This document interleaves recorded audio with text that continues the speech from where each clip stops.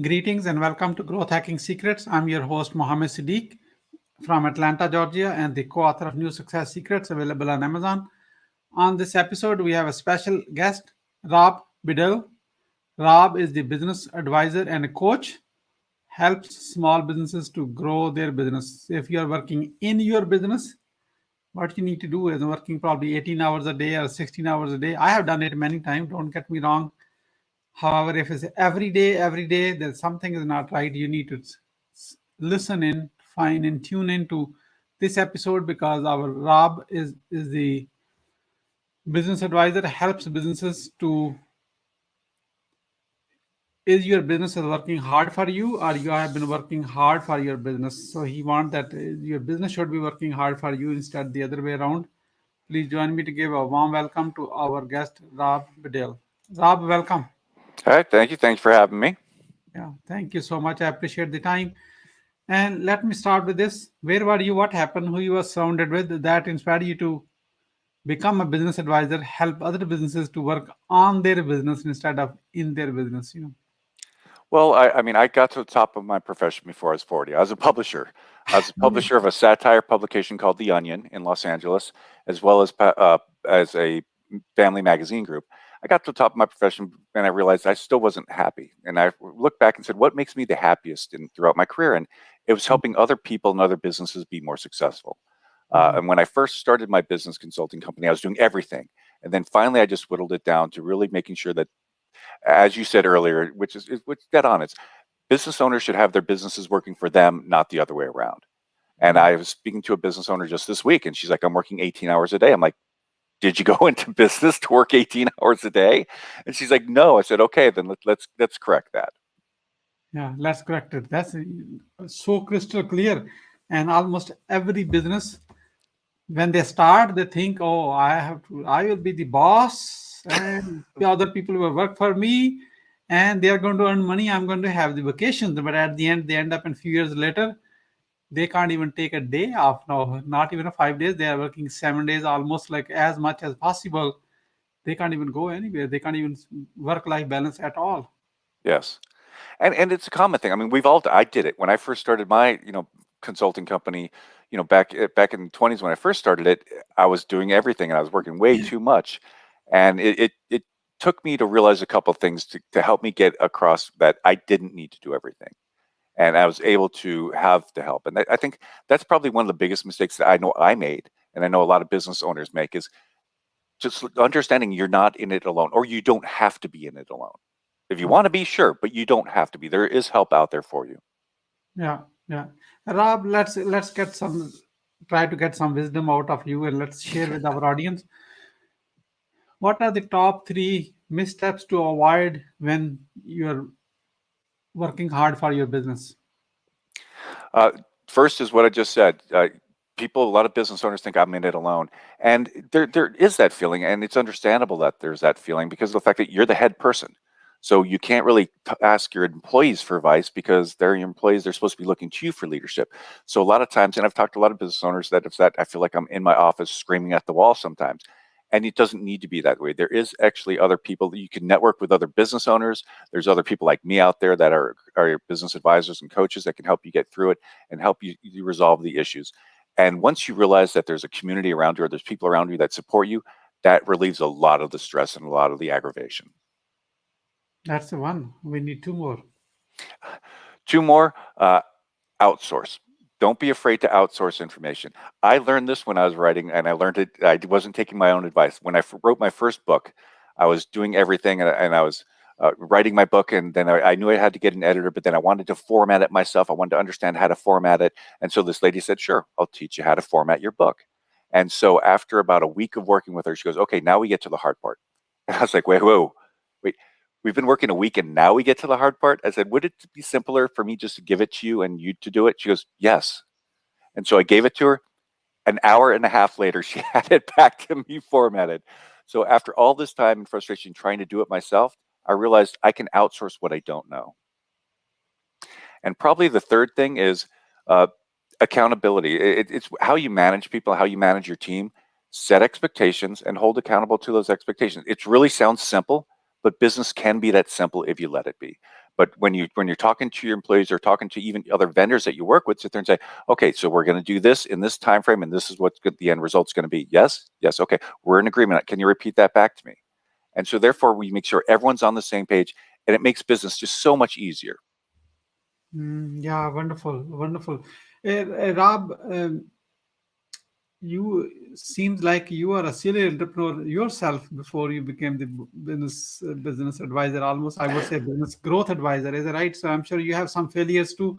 So would you like to share with us some, at least one failure, which you are really proud of it? You learned something from it, and how did you recover from that failure?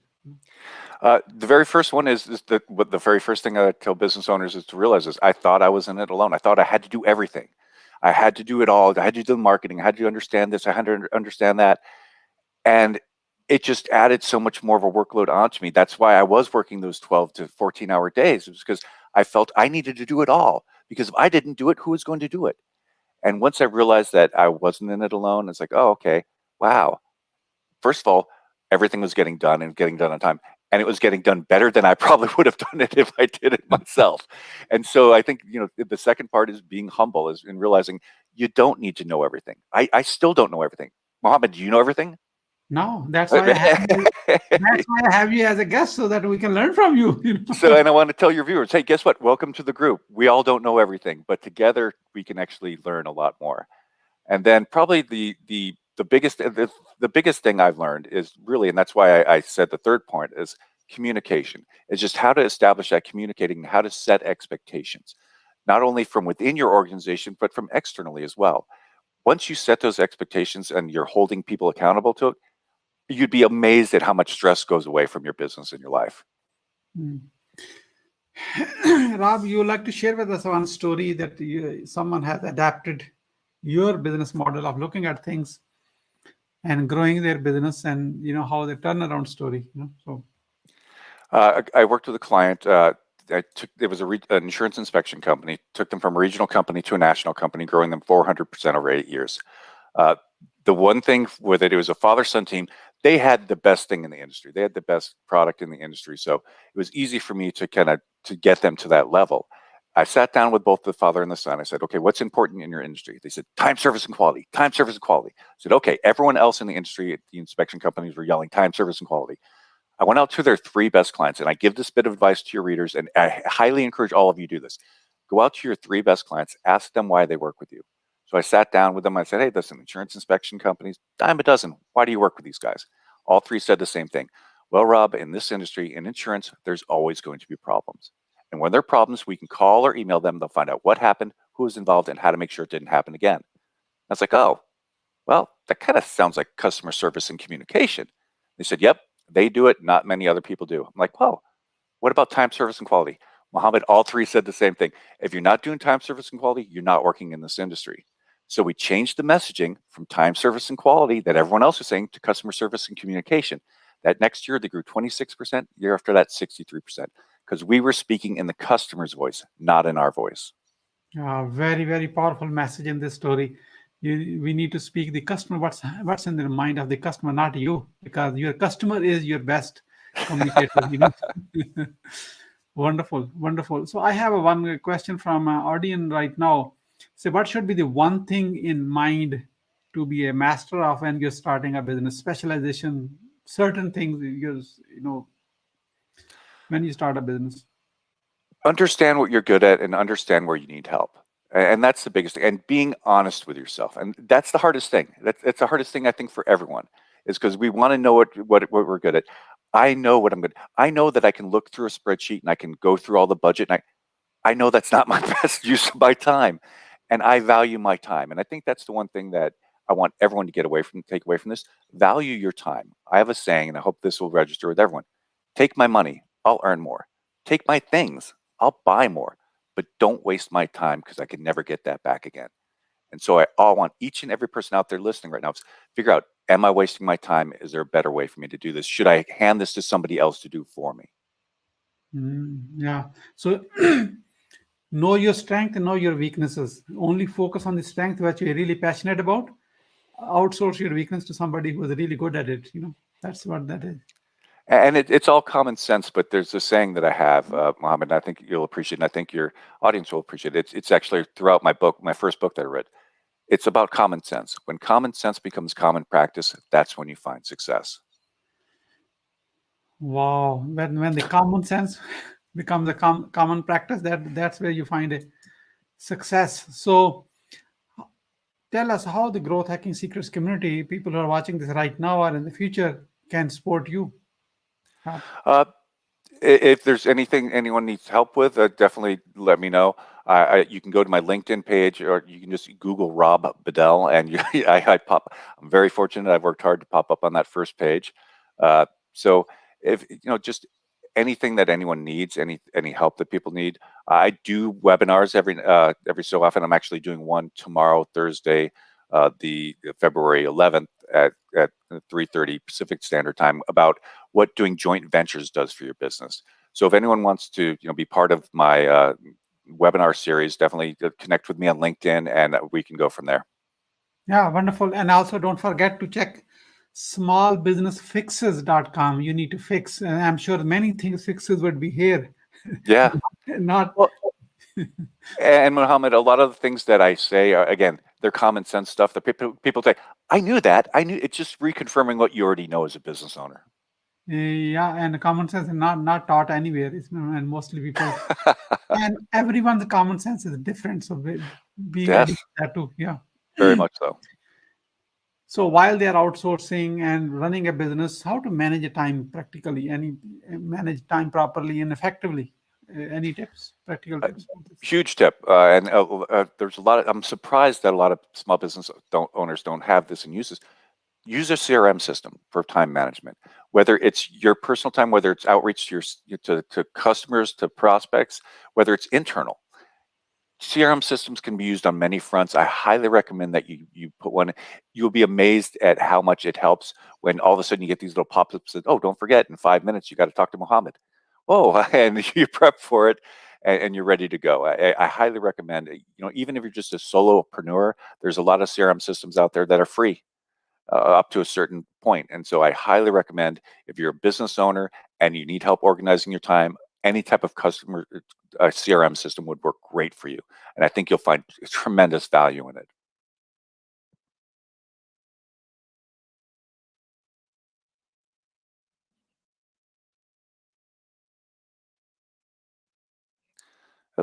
Mohammed, did you freeze up? Yeah, There we go. I apologize. Issue just came. We are back now. Okay. I apologize. Something I don't know. That's outside of our control. So we can only control certain things. Yep. Yeah. Wonderful, Rob. You are on a growth hacking show, and what would you say as a quick testimonial for the being a guest on the show? What's your experience so far? I think it's great. I mean, the one thing that I've learned, especially this year, is the more of people in different areas of expertise come together and help grow business. I mean, as the saying goes, a rising tide raises all ships. And right now we need to come to a community and see how can we raise the community tide to where we raise all of the communities and the people within it. Yeah, thank you for your kind words. I appreciate it. What would you say as a final word? Uh, just again, go out there, know that you're not in it alone. There's people around willing to help you. There's ways that you can grow your business in short and easy manners without, again, having your business work for you as opposed to you working for your business. Yeah, to having a business work for you, what you need to do is first analyze it, do the audit of this one with Rob. And here's the website, smallbusinessfixes.com. smallbusinessfixes.com. With that one, thank you so much, Rob Bedell, for sharing your wisdom with us today on the behalf of a Growth Hacking Secrets community and our entire team. We really appreciate you. Thank you for having me. This is Mohammed Siddique signing off from Atlanta, Georgia. Until the next episode, all good wishes.